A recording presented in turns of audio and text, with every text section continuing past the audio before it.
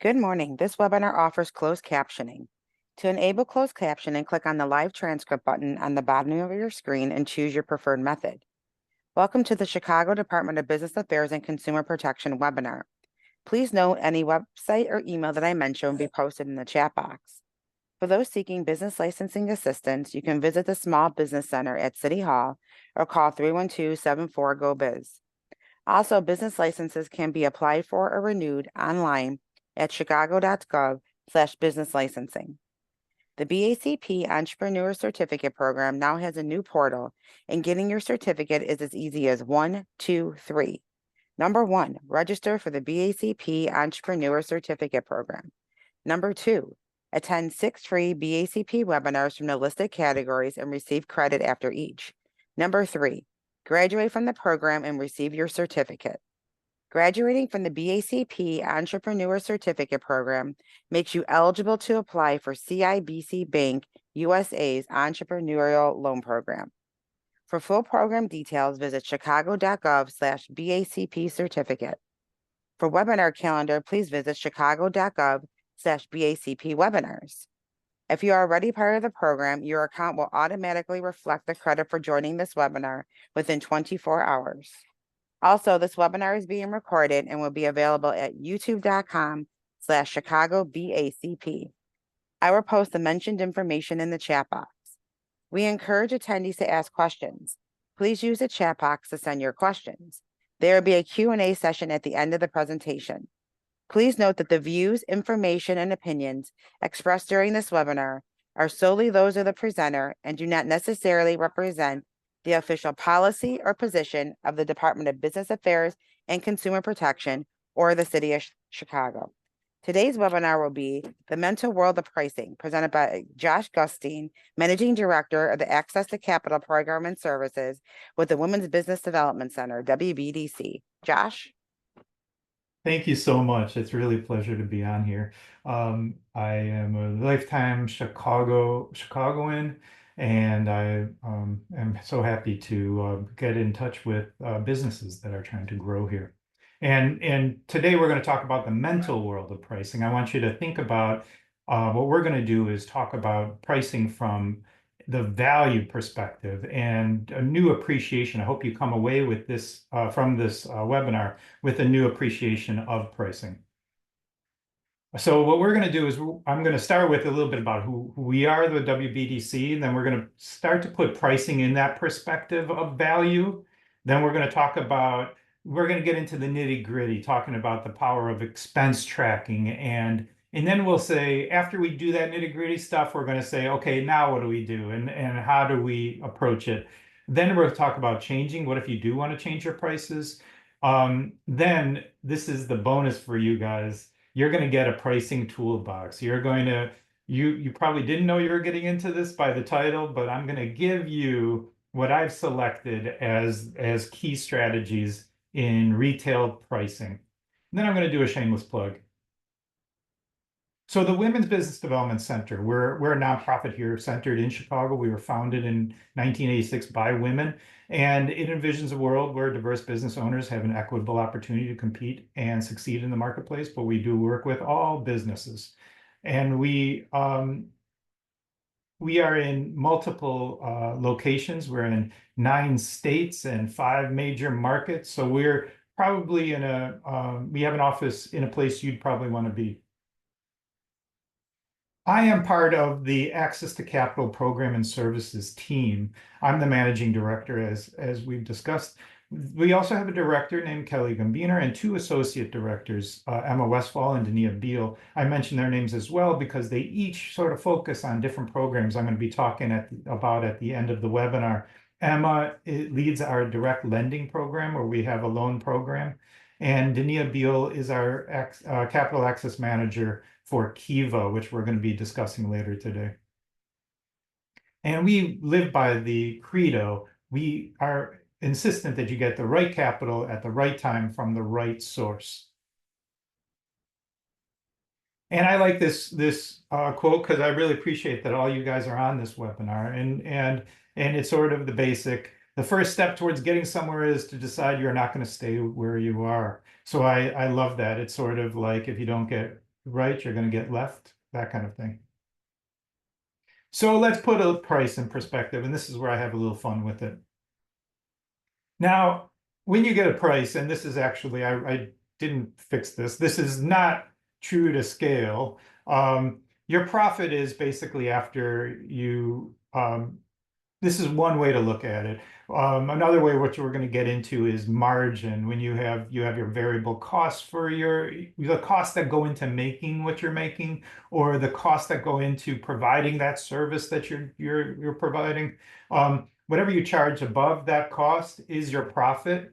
What I wanted to get you thinking of is there may or may not be a higher perceived value because your price is what you're presenting to your audience. Your price is your shorthand commentary about what you are and who you are. If you have a cheap, if you have a low price, people will start to assume that you have a more basic kind of offering and that you're going for mass production. If you have a higher one, then people will think that you're more, that's for the rarefied air. And so there you're trying to find what is that perceived value. So what I'm talking about perceived value is this Russell Weiner and NYU had he discovered that there are two parts to every purchase decision. That everybody, when they're purchasing, has an at-home anticipated price where they think this is what the product is going to cost. And then there's the second point of purchase, comparing. And then what people do subconsciously is compare what they thought it was going to cost to what it actually costs. And that's where we're going to get to. That's a pain point. So the George Lowenstein from Carnegie Mellon said, the anticipation of financial gains activates the nucleus accumbens, the positive arousal in our brains. So in other words, if when we're getting excited to buy something and there's the anticipation of gain, there's an arousal in our brain. Actual game outcome. Now, the problem is that where there are prediction errors, that all of a sudden shifted to the prefrontal cortex. And the prefrontal cortex is involved with problem solving, meaning that we're excited and then it shifts to another part of our brain when our anticipated price is off. So keep that in mind, that our brains are lit up by when we come across the cost of a product or service. So let's talk about expenses, because this is a key element in developing your price. Now, variable costs versus fixed costs. I'm going to explain these terms, and if you already know these terms, you'll tell me that I'm totally wrong. Variable costs is variable because it varies according to how much product you make or how many hours of your service you're doing. That if you have a cookie, the flour is a variable cost because more cookies you make, more flour you need. If you have a service that requires you to drive places, gasoline would be your variable cost. The more places you drive to, the higher the cost. Whereas fixed cost is fixed in place. It is the cost that no matter what you do, if you get out of bed and don't do any work, you're still going to have this nut to crack. You're still going to have this mountain to climb. It's the fixed cost. It's your rent. It's your mortgage. It's your utilities. It's your phone. It's things that you have a cost that, and basically it would include actually the fixing up of your machinery. Even though you would have to do more fixing up if you're doing more work, nonetheless that's a fixed cost because you still have to fix that. Even if you have a down production, you still are fixing your machinery. So these are fixed costs. And you can see by this chart that the more units produced, your total variable costs go up. Whereas the blue line is the fixed cost. The more units produced, it stays the same. But the fixed cost is what drives up your cost. So the variable cost, in effect, does the heavy lifting. And I want you to think about that the price rather does the heavy lifting. The price, we're going to see how price is what's going to cover both your variable costs and your fixed costs. So the price is represented by the superdog. It has to go over the variable costs and it's got to cover the fixed costs, right? So how does it do that? Well, I want to introduce you to and get you familiar with the break-even test. Now, the break-even test. So if you had a tool to be able to know how many products do you have to sell to cover all your costs, not actually make any profit yet, just to cover all your costs, that's called the break-even. So what the formula here is total fixed costs divided by margin. Now, margin, what I didn't show in that first slide that I was embarrassed by, margin is the difference between your price and your variable costs. Again, that cookie. If you're charging $7.50 for the cookie, and it costs about $5 for all of the ingredients that go into making that cookie, and the time that it takes to rent space in the hatchery. That's a hub for food sciences. So in other words, that difference, when you charge $7.50, you get to keep $2.50, right? $5 went to all your expenses, you get to keep $2.50. $2.50 is called margin. It's the difference. So your margin, but that $2.50 is the super dog. That $2.50 has to cover, it has to chip away at your fixed costs. Each of your cookies is going to chip away at your fixed costs, each cookie contributing $2.50 towards covering your fixed costs. So what is the break-even test? You take the fixed cost and you divide it by $2.50. You divide it by the margin, and that'll tell you how many cookies you have to do. So I'll give you an example. If you have your total fixed costs are $100,000, $100,000, and this is over the year, let's say. Then in your margin over the year in your products or your services is $10,000. That is to say, you have a price for your products or services, and you have the variable cost for your products and services, and the rest is $10,000. That's your margin.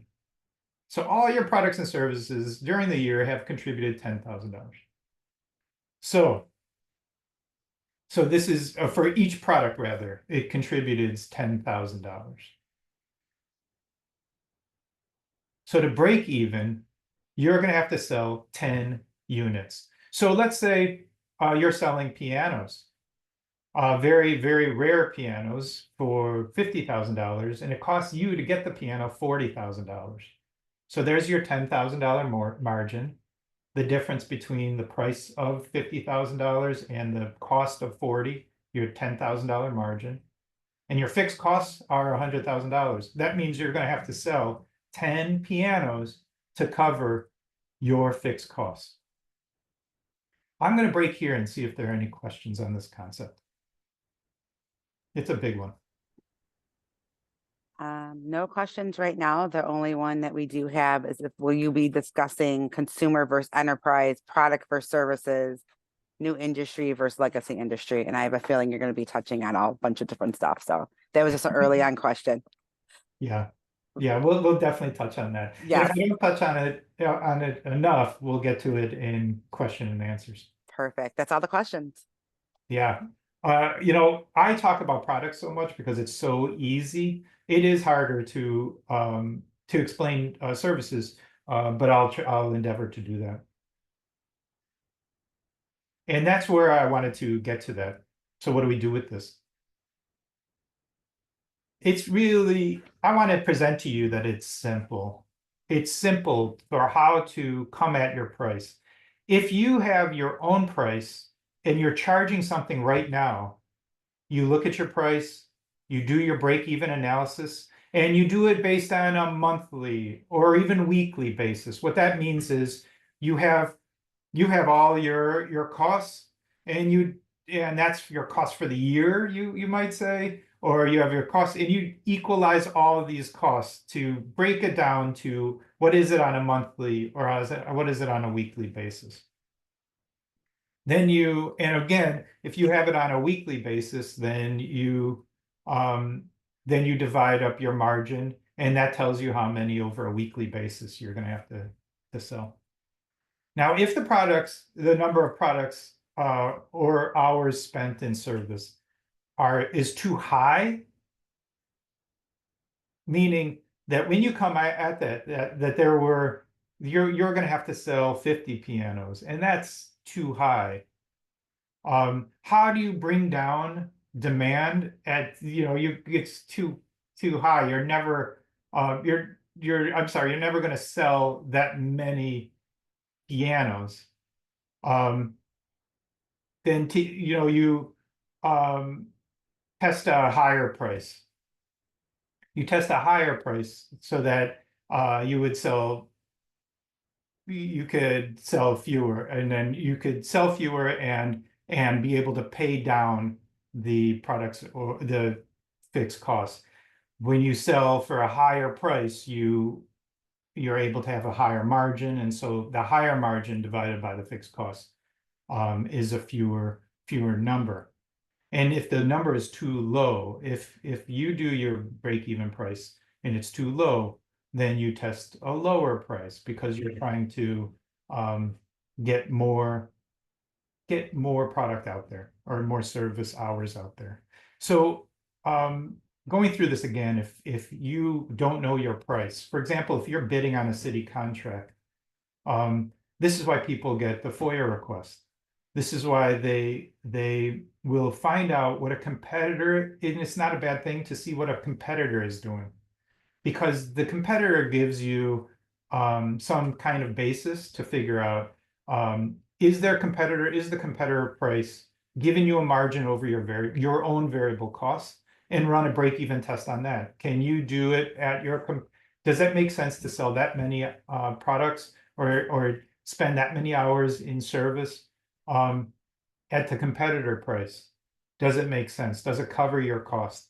And again, if the cost is too high, then you know that you can set a higher price for your own stuff.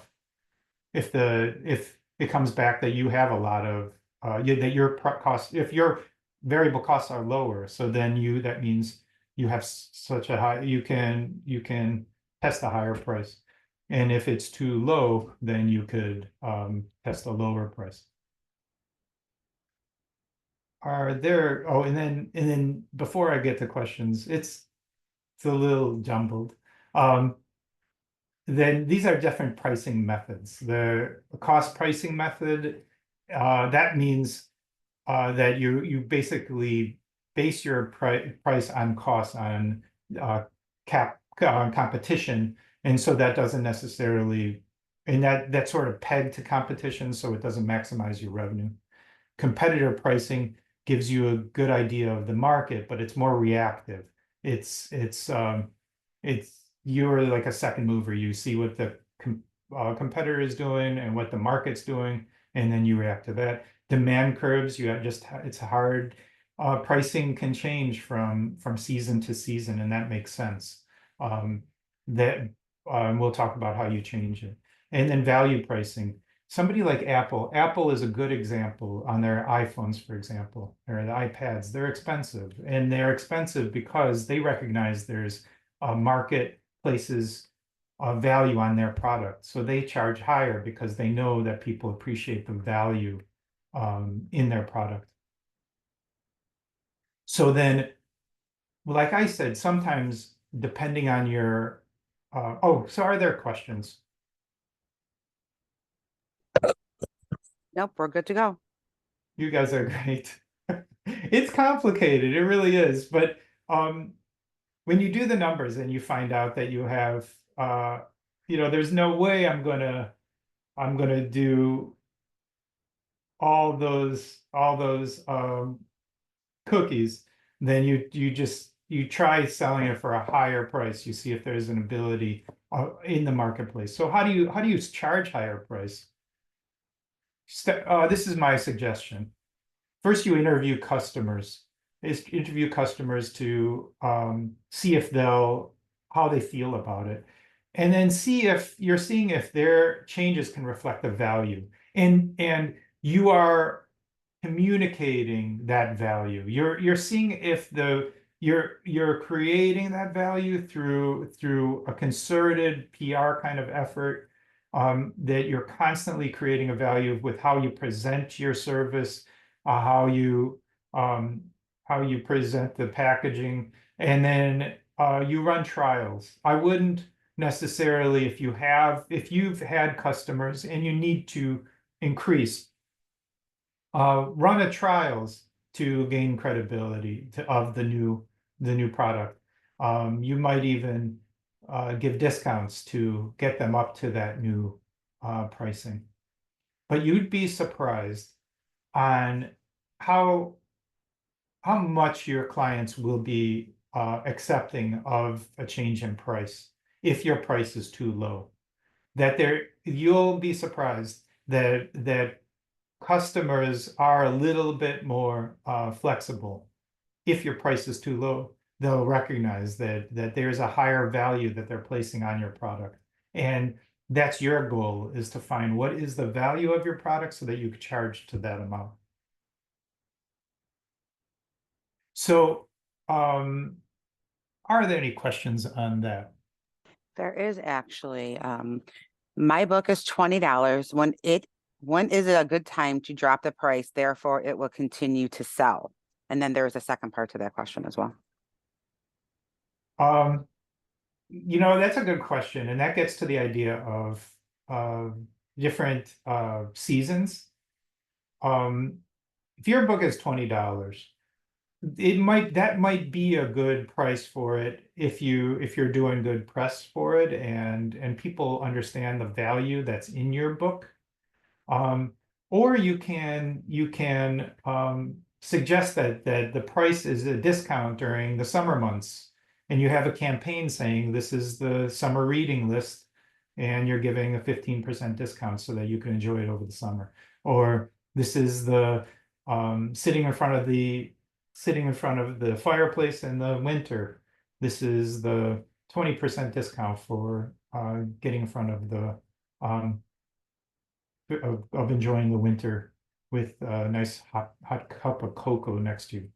Um, what was the follow-up question? And then, by the way, we're going to get right into the toolbox, and there might be some ideas that'll help you um, with the book. Great. So the second part of the question is, and I don't know the correct way to asking a consumer if they pay with a credit or debit card, there is an additional fee to use a card reader without losing the sale. I'm a new business owner. Oh yeah, yeah. Um, do you know? And then let's go through the toolbox, because that's a really excellent question. But what you'll see is maybe uh, it's all in talking about the value that's in the shipping costs, or in the charge for the charging of the card, um, that presenting it as a benefit. And let's go through the toolbox and see if there are ways that we can reduce that pain point, because what you're bringing up is definitely a pain point that we'll try to figure out what's the best strategy to adding that. So we'll Okay, do the pricing strategies. There are a few more questions. Want to just hold them? Yes, absolutely. Oh, no, no, go for it. Okay. This is a new business. How do I predict plan for how many units I can even sell? How do we factor in marketing cost? Um, what I would do is, and that's why I like the idea of the three-step, is when you're a brand new business and you determine your price because you've looked at competition and you said, well, if all the competitors are charging about this much, let me try to sell it at this much. So marketing is a fixed cost, okay? This is, I know that it seems like you market more to get more, but marketing is a fixed cost because you're going to make that outlay and you're not exactly sure how much of your services or product is going to be acquired. And so marketing is the cost that your product is going to have to eat away at and support. It's the dog that's going to have to go over that mountain.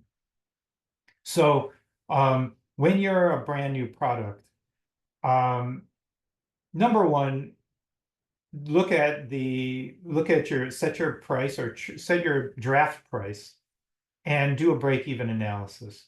What I mean by that again is take that price, add up all the variable costs that go into making that product or service. Um, divide it, figure out a way to divide it up so it's all comparable. It's all on a monthly basis or it's all on a weekly basis, all these costs. And then factor in um, and you got their price that you want to charge it at. Um, so then um, you would then divide that up to figure out what is your margin, and then add your all of your fixed costs and add an allowance for marketing and see how many of the product or the service will be able to cover all those fixed costs, including a proposed budget for marketing. You are so wise because the marketing cost is a very good cost. It's a cost that will increase your sales if done properly. So that is essential. Um, but it but nonetheless it has to be covered. And so basically what you want to find out is if you allot yourself a marketing budget of $500 and you add the $500 to your rent and you add it to your utilities and all those costs together, um, and your product is going to have to have enough of a margin to eat away at that. So you're going to ask yourself, is it reasonable for all that, including the $500 marketing cost? And because of the $500 marketing cost, will I reach the sales goals of this many after you do the break-even test? And then you find out, okay, that's reasonable. That's what I should do. And that's essential. And I'm gonna step off the ledge with the marketing, and I'm gonna hit those targets and be able to cover all my costs. Does that answer the question? Yes, thank you. One more question. What is the best strategy? Great answer. Thank you. What is the best strategy to interview your customers? Well, I think that being in communication with your customers all the time is a key to keeping happy customers. Letting them know all the time um, that you value them and this is the great service that you have. People will be proud of the service that they have or the product that they have. So it shouldn't be the first time that you're communicating with your clients. Um, that's the number one. If it is the first time that you're communicating with your clients, again, you're starting with building up the value of your product or service. You are setting that high value mark because your pricing is is reflecting the high value mark. Okay, so you want to first establish with your customer that they appreciate what an amazing product they have, or the amazing product that they got. Then you then you ask them, would you for this amazing product that you got, and you only got it for $750, would you pay $950 for it? And see what they say. And it's very valuable. And you might even give them, if you answer my survey or if you talk to us, we'll give you another cookie. You know what I mean? That kind of thing. Um, and they'll be free to, and I'm sure people are always happy to give their opinions. And hopefully they would tell you, yeah, absolutely. That's a number that makes sense for me. I would have done it at that price, and I'll get another one at that price, that kind of thing.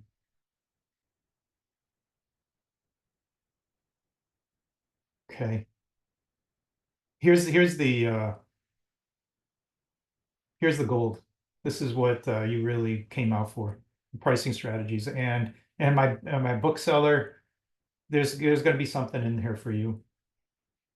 The price strategies toolbox. Now these are, and you're going to be amazed because you've seen these before, but this is the very first time live on this webinar. You're going to get all of these services in one toolbox. We have reducing the price, we have strategizing with the price, and keeping the price, but reframing the value. Let's dive in.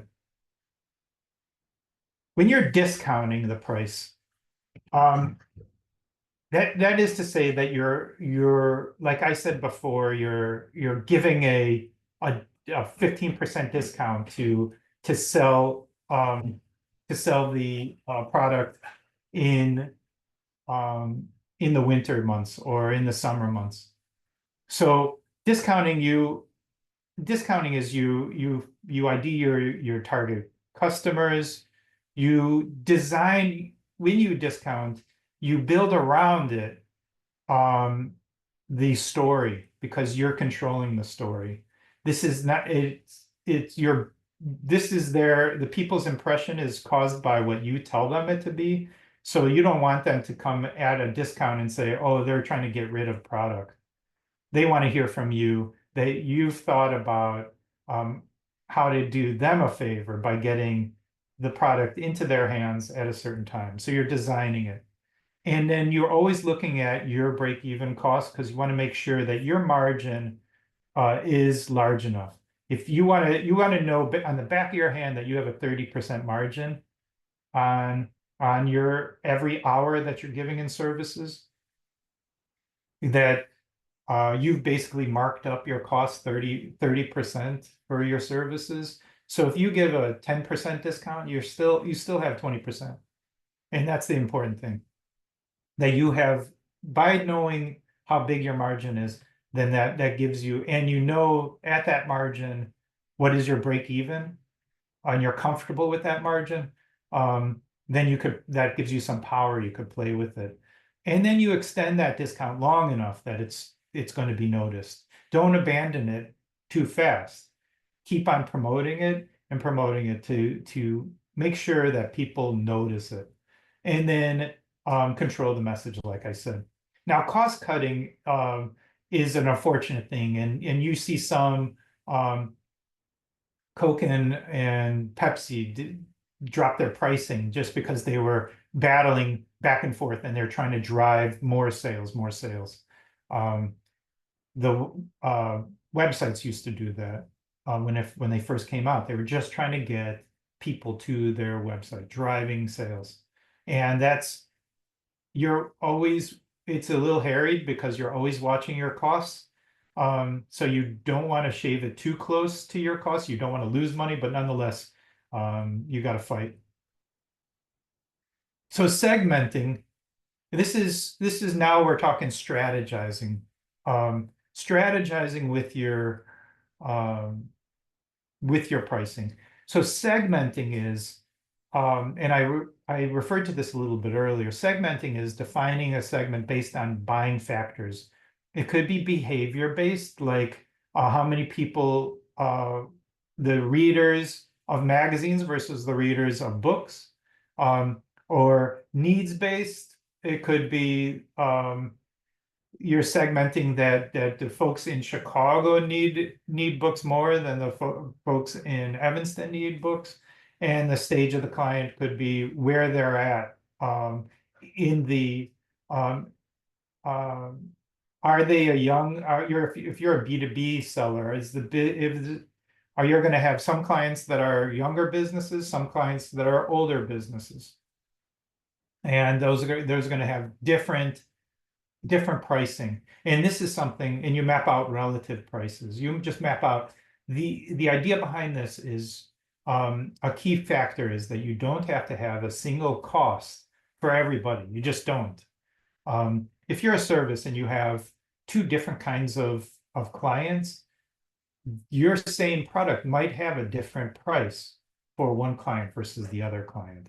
And the answer for why that is because your approach is different for one client versus another client.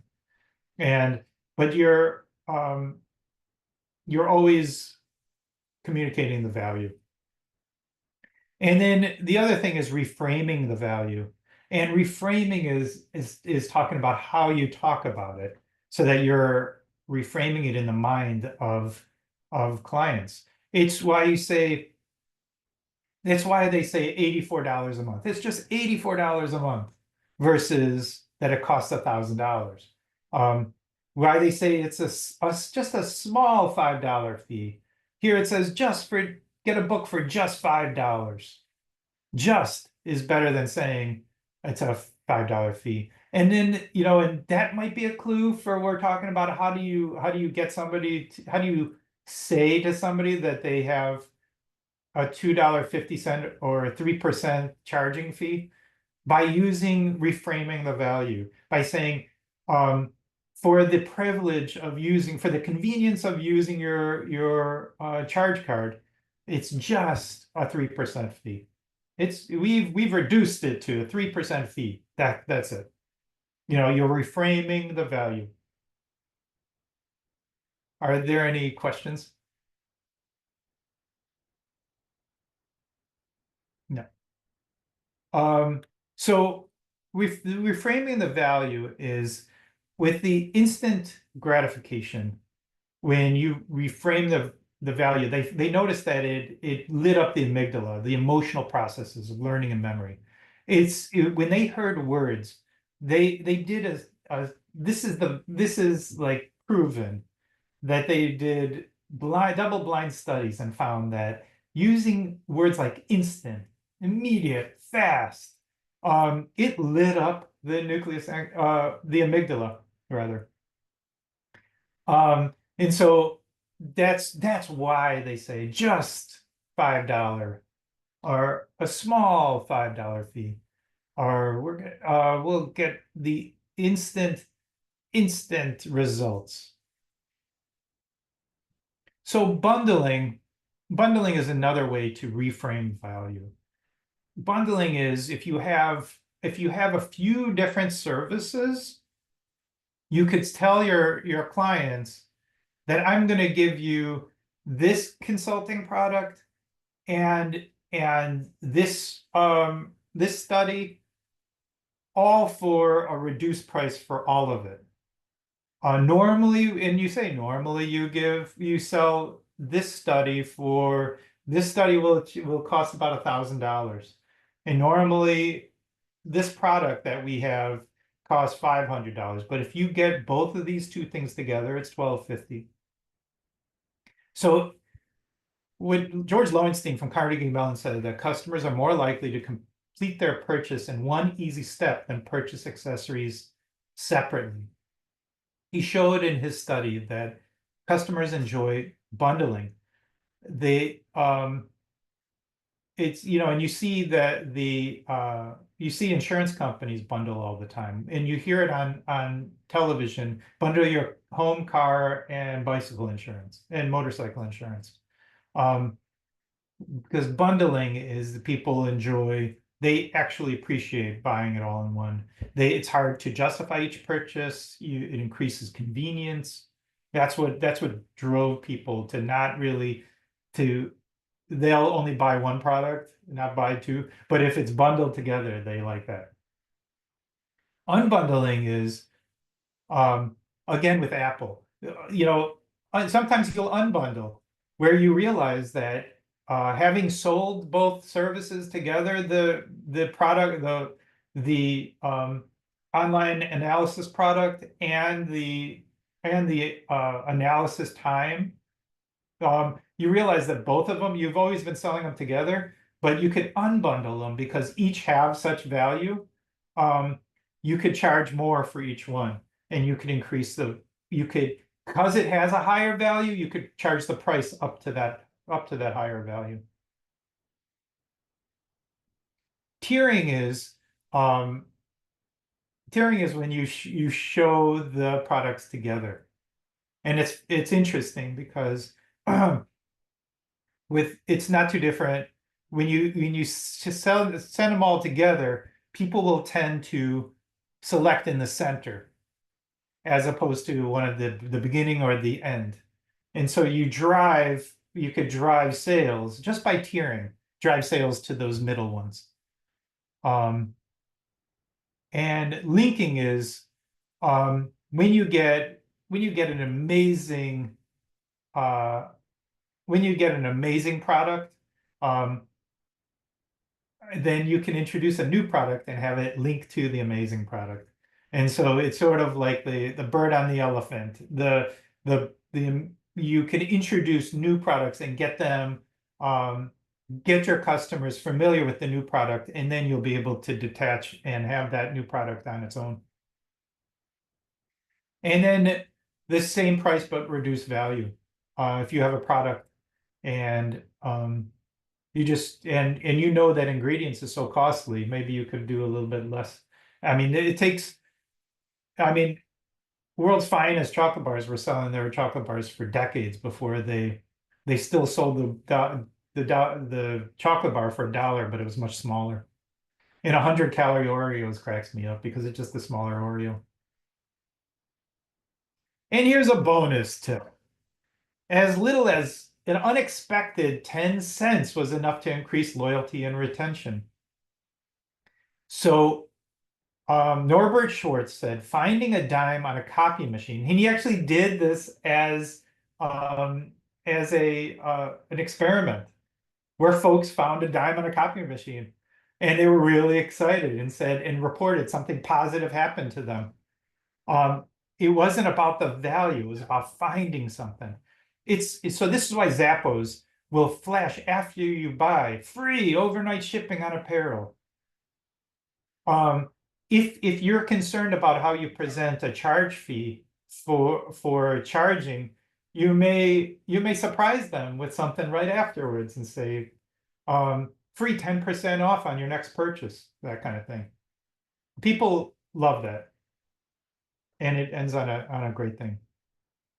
So in summary, what we talked about is your fixed costs, your variable costs, and then you can determine your margin based on your price. That's price margin again is your price minus your variable costs. It's the difference between your costs and what you charge for it. Then you do a break-even analysis to find its contribution to the fixed cost. And after you set your price, you could use the tools to reduce the purchase pain point.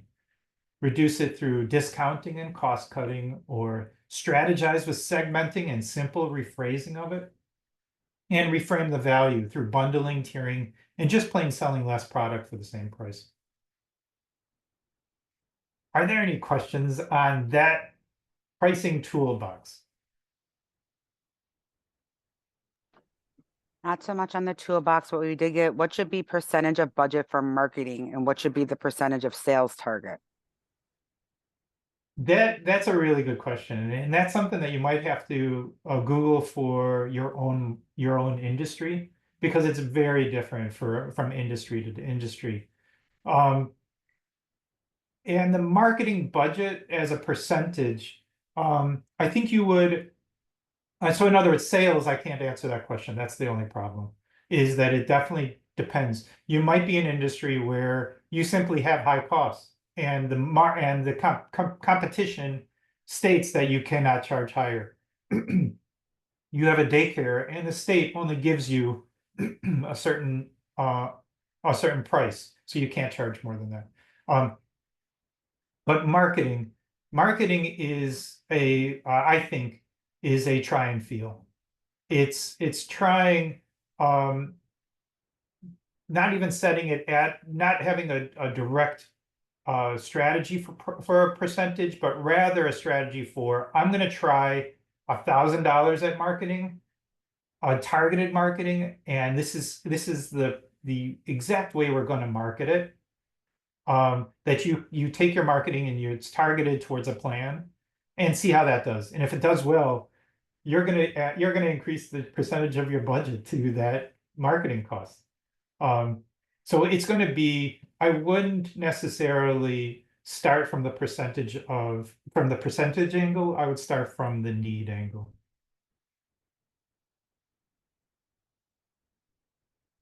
Okay. And now I'm going to give you guys a bonus because I'm going to talk about our loan offerings, if that's okay. This is my personal shilling. We've got a Kiva. We're a hub for Kiva. I mentioned that earlier. Kiva is it's a crowdsourced, no interest loan up to $15,000, 15,000, zero interest, up to 3 years term. What they do is you can borrow money from, there's over 2.75 million entrepreneurs on the Kiva website. And I mean, it's 2 million investors on the Kiva website. And they are investing just to have their money turned over. They're not getting interest back for it. But what you do is you basically, when Kiva tells you how much you could borrow, and startups can get, I think, up to $10,000 on Kiva. They'll tell you how much you could borrow. Then you go out and borrow from friends and family, and then you borrow from the 2 million investors. And you have 45 days to borrow. And it's a very, and we can help you with that. It's it's a great product for startups in particular. They don't care about credit. Um, they don't care about collateral. It's about your idea. And then we also have the direct lending program. Our direct lending program is somewhat like a bank loan, because we need a ton. We do want collateral. We do want you to be in business for a year. We've got a 4-year term and 9% interest for the most part.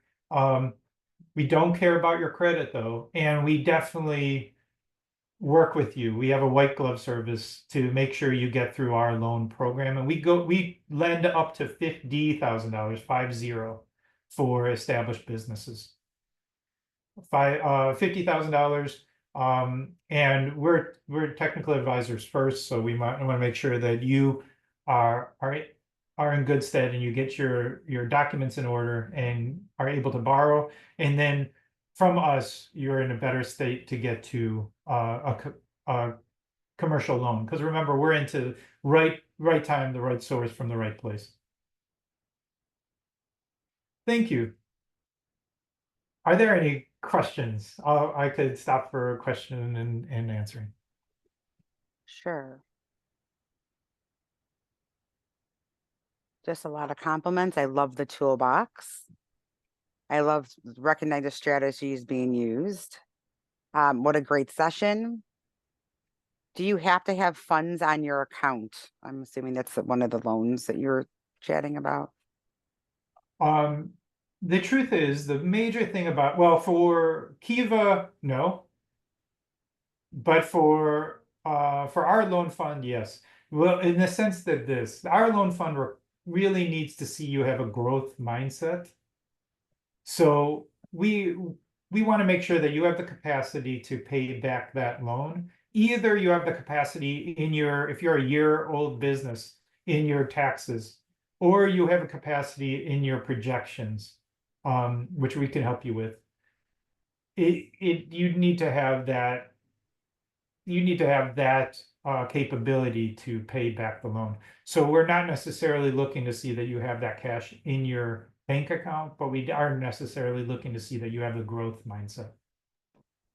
Great, thank you. Can you share the link to apply for funding again, please?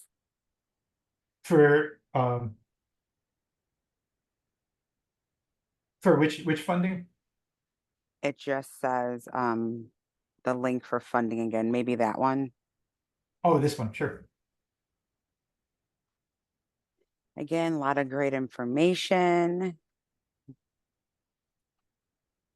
Very informative. Do Great, me, thank you. yeah, do me a favor. If you're interested in this loan, send me an email. Because it occurs to me that this inquiry form might be aged. We have a new system where you'll get a pre-approval within 10 days. So this just occurs to me that, let me see. I know, isn't that embarrassing? It's okay. As long as they could get a hold of you, we're good. Let me see. Yeah, get a hold of me. Um, There is a question. Do you recommend adding in paying for myself and budgeting? yes, yes, I do. Um, I mean, I recognize that there are certain fixed costs, and that, like we said with the break even, um, it would take fewer products or services to cover if you don't have the fixed costs of your own um, paying yourself, your income, and that's a reality. But as soon as you can pay yourself, get in the habit of it, paying yourself even just a couple thousand per month. It's very important that you establish yourself as being paid and not just pulling out after at the end of the year. Great. Josh, they're asking if you could put your email in the chat again or share the screen. Oh, yes, absolutely. Let's see if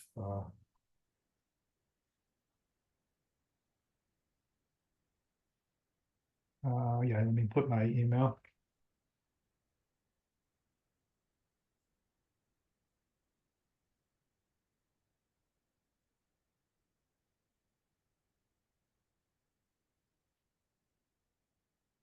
Okay. Oops.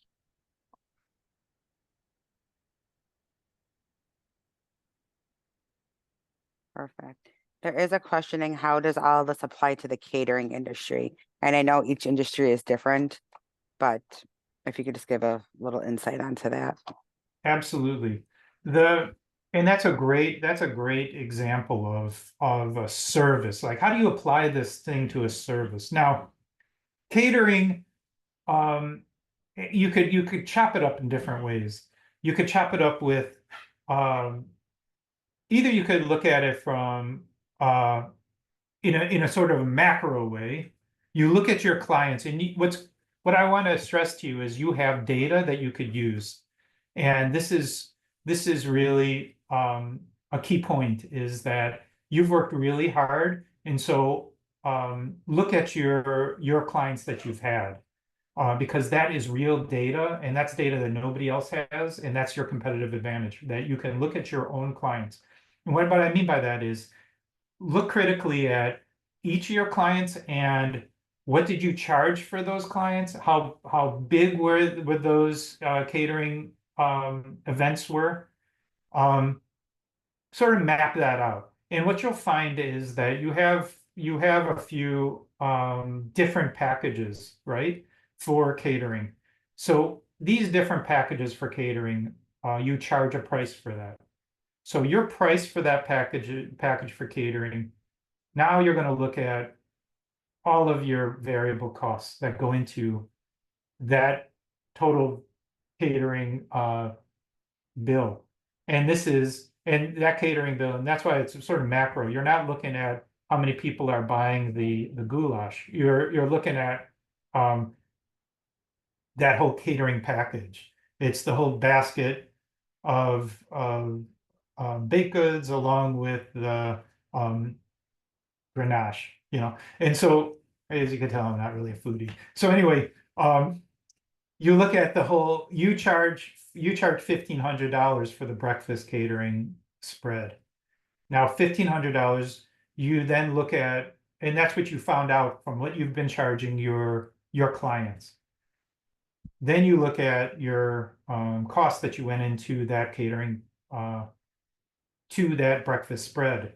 Everything from the ingredients into making those the baked goods to the bagels that you had to buy to the cream cheese that you had to buy, and the eggs that you had to buy, all this stuff, all the ingredients, and you put it all together. That's how you're going to find out your margin. It's the cost for that catering versus all the ingredients and stuff that in there. Now remember that you didn't buy ingredients just for that one breakfast. So you're going to have to manipulate your data to say, well, and how do you do that? You sort of say, I had to get the flour. I had to get this much flour and it lasted me a month and a half. Well, how many breakfasts did I do in that month and a half? And so you could divide up the flour throughout the different breakfasts. And so that each breakfast got this much flour, that kind of thing. Anyway, uh, that's how you could cut it. That you could say, what are your packages and what are your costs into the packages?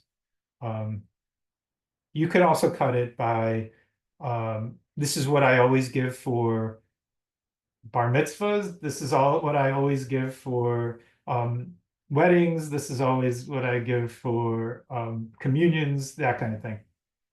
And see whether your communion uh, package, what was the cost that went into it, and do you have enough margin to pay for all your expenses? Okay, great. One question. How do you apply this to residential commercial property management? Well, that's a really good question. Anytime that you're charging, and that's a brilliant question. I like the opportunity to answer it. Um, Anytime you charge, that's a price. So the question is, what's the price that people are paying? And the people are paying for you to manage per building, if I'm correct, right? And so um, you uh, the email. Oh, sorry. Um, so what I would do is if you're charging whatever percentage on a building, you're charging 5% to manage a building. Uh, so you're looking at, you can look at it like you basically you're charging a percent per unit in essence. And so the question is your price per unit that you're charging, you have your price that you're charging that you figured out from your percentage. So now you take any building and the 5% equals how many per unit. That's your price per unit. And then you talk about your costs that are variable that go into managing that building, and what could be costs that are variable for managing a building. That might be your gasoline for going from place to place. It might be your supplies that you need to um, it might be some signage that you need because you go from building to building and adding buildings. But anyway, then you get your margin, and then you're able to see whether for each hour for each unit that you're managing, is it covering your fixed costs? And then it'll let you know how many units are you going to have to manage to cover your fixed costs.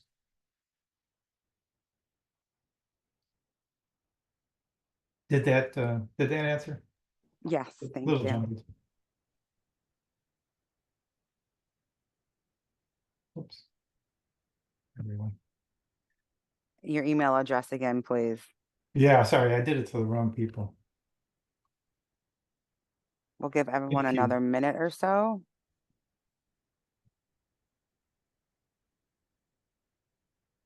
A nice comment. We take so many costs for granted. Thanks for enlightening us. Thank you so much. We'll let everyone write down the email address one more time.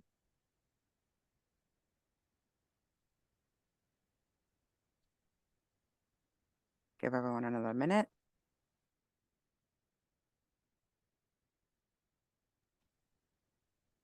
Okay, great. I think that is all the questions that we have. Josh's email address is in the chat.